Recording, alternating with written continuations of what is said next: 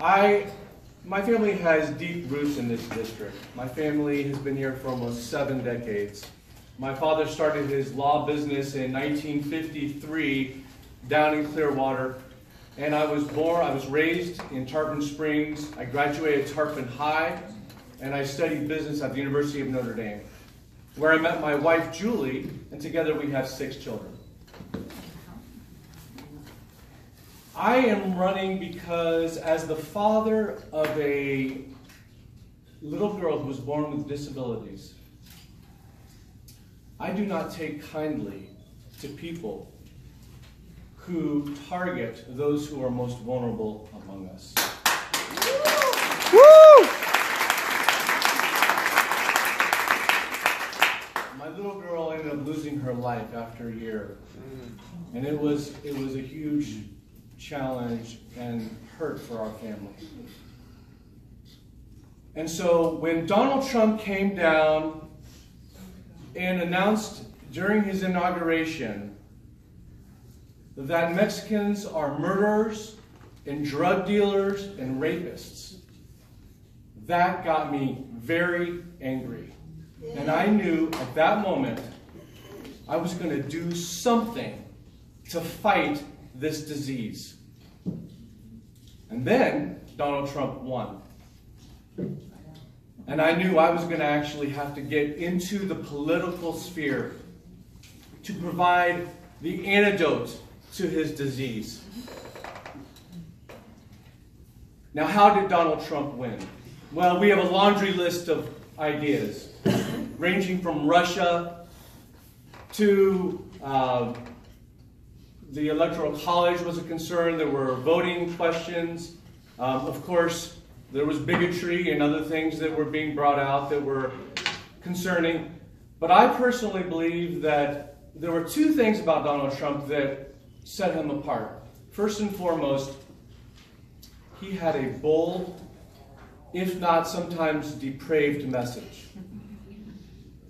And secondly, he talked about income inequality and standing up for the working class. He did something that was unthinkable. He convinced union folks in the Midwest that he would have their back, and they supported him. When will we learn? Donald Trump stole the banner of economic populism from the party of FDR. And until we regain that banner, we will struggle as a party.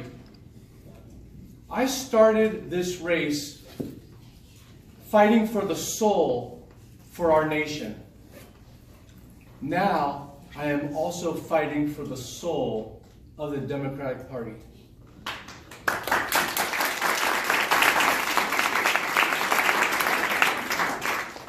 We are being told that this is about money. We are being told that we don't want to offend anybody with our message. And let's not be bold about what we believe in. And that maybe that way we can scoot one by this slightly red district.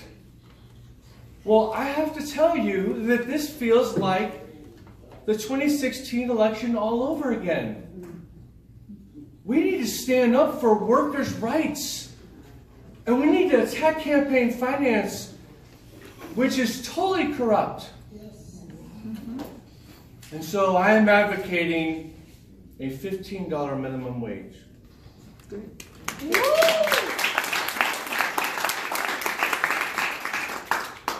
And I'm also advocating something that you're going to start hearing a lot more about, because Christian Gillibrand is going to be debuting this here in about a month.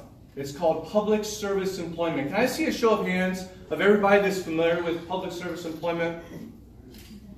It's also known as guaranteed federal jobs, and it's also known as the New Deal in the public works.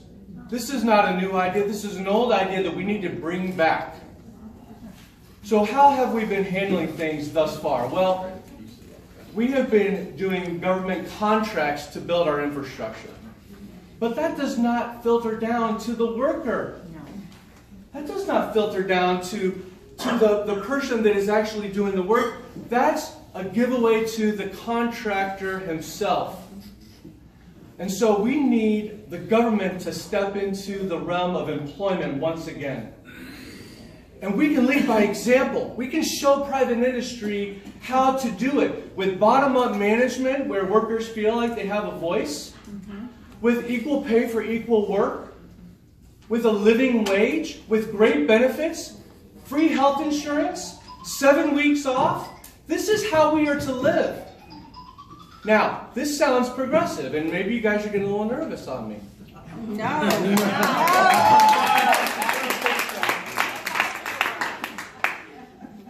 But let me tell you why we shouldn't be nervous.